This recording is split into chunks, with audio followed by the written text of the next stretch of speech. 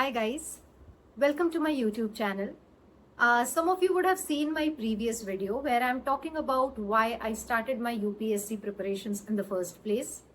In this video, which is part 2, we will be talking about the challenges that I faced during my preparations and ultimately what I did to overcome them. So yeah, let's begin. So the first and the biggest challenge to me in my UPSC civil services journey was the prelim stage itself. I don't know why, no matter the amount of efforts I would put in, I could just not crack it. I asked one of my seniors who was All India rank 19 or 20 and who was clearing prelims by quite a comfortable margin that भैया आप क्या अलग कर रहे हो? And he told me that see, I know 30 to 35 questions for sure, but always I end up marking 95, 96 questions. And all those questions, like around 50, 60 questions that I mark, above 30 to 35 that I'm sure about, it is based on smart guesses and various kinds of tricks that I practiced during my mocks. Now, this sounded like a simple solution, but to be very honest, it didn't make sense to me and it just didn't click. I don't know why. Some of the tricks that are also available on various coaching sites and their portals are quite logical. For example, if you are asked the name of a missile and the name of that missile is in English, there is a huge probability that the country that made it would be USA or UK. The countries that have English as their native language. Because if you see the missiles made in India, be it Nag, Agni, etc., its names, the names are quite in the native languages. You know, the names are in Hindi or Sanskrit. Similarly, if you talk about the missiles that are made in China, Japan, you will know the country of origin of those missiles. So this logic made quite a sense. But then there were some other tricks that they were using, like whenever UPSC uses a number, for example, the amount of people, the number of people who participated in a particular scheme were this, that will automatically be wrong.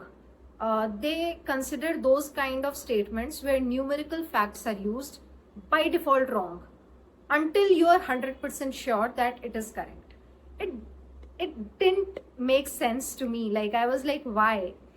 And therefore I was not comfortable using those tricks in my mocks as well. I kept on reading more and more. I'll study from this coaching site, I'll give that test series. I started even mugging up the answer keys of various mock tests from various coachings. I would make notes of them. I still have it, but nothing happened, and I wasted my attempts after attempts. It was only in my last attempt that I told myself, अब तेरे पास कोई और रास्ता है नहीं है. I was already working by then. I didn't have much time to study that much as I was doing previously. So I decided, okay, I don't have any other option. Let's just close our eyes and do what the people who have already cleared it and who are clearing it again and again say.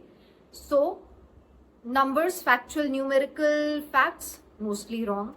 Very direct facts, mostly wrong. Consider those things. Sometimes extreme statements, sometimes you will tell, yeah, it is completely wrong, like something, GST completely changed the Indian taxation system. It is completely wrong. But in some cases they sound to be true, but you have to mark them wrong. I made them the rules. Those tricks became my rules. I practiced them again and again in my PYQs, and I practiced PYQs for 25 years, and yeah, that was the first time I cleared prelims. And as I was sure about my mains preparation, I got through mains also, and I scored quite well in the interview round. So yeah, this was my journey. I'll give you the book list and what I studied from a particular book, because you don't have to study every book cover to cover. I'll tell those things to you in my next video. I will also tell you what exactly you need to study in the NCERTs, and Till then, I want you to, if you're in this journey and if you're preparing for the exams, just go and look into those PYQs and keep preparing them. Just a last tip, if you're appearing for the year 2027 and you're wondering how to approach the PYQs, I'll be telling you some of the steps that you need to follow and then curate the whole approach according to what suits you, what floats your boat, okay? So, yeah. If you're appearing for 2027, for the year 2026, for the year 2025 and 2024, don't solve the questions subject-wise, as in don't solve only history or only polity. Pick the whole GS1 paper, sit for the time when the prelims is conducted, like 9:30 to 11:30, and solve the paper. Once you have solved, calculate your scores, don't get emotional about it, and then reverse engineer.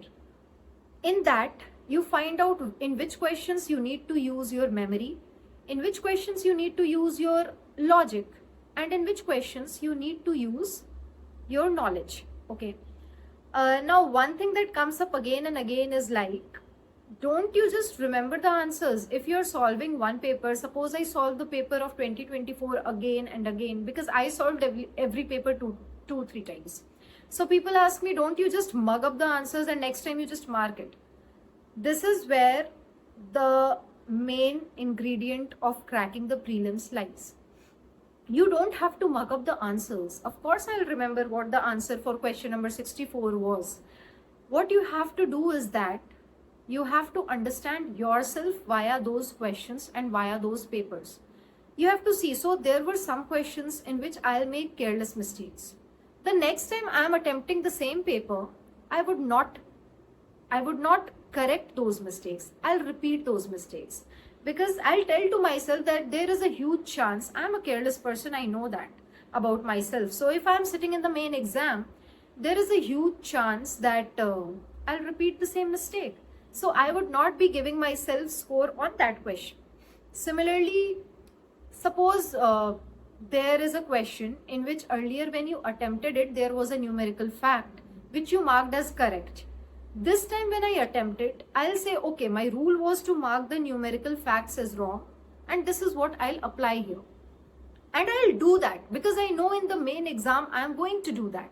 So this is how I'll just solve the paper. I'll know what approach I'll take for each particular questions. This is what I'm deciding when I'm solving a paper multiple times. So for the year 2024, 25, 26, you're going to do this. For the papers that have come before that, that is 2023 and previous to that, you have to solve it subject wise. So pick history, solve all the questions of history that have come in last 25 years. Okay. In that, suppose there is a question like who wrote Prem Vatika? Now you know the answer is Ras Khan. But there are 3 other options, that is maybe Surdas, maybe Chaitanya Mahaprabhu and Kabir Das. You have to know something about them, like their period of existence, what path of bhakti they were following, and yeah, if something very important has happened in their lifetime or some king was very important in their lifetime. For example, if you have studied NCERT, you will see we study about Mani Mein Kalai, book from South. So I would often try and Google that who was the ruler when this book was written. So you have to be curious and inquisitive about these small facts. You have to let your mind lead you and you have to do research. So for all the questions that have come in 2023 and before that, you have to research. After that, you have to use the tricks, logic and knowledge that you have attained. For any doubts, you can ask me in the comment section and I would be guiding you and responding to you as much as I can. In my next video, we'll be meeting and I'll be telling you more about the books that I used and what exactly should be your mental state to prepare for these exams. Till then, take care, keep preparing and thanks a lot. Bye-bye.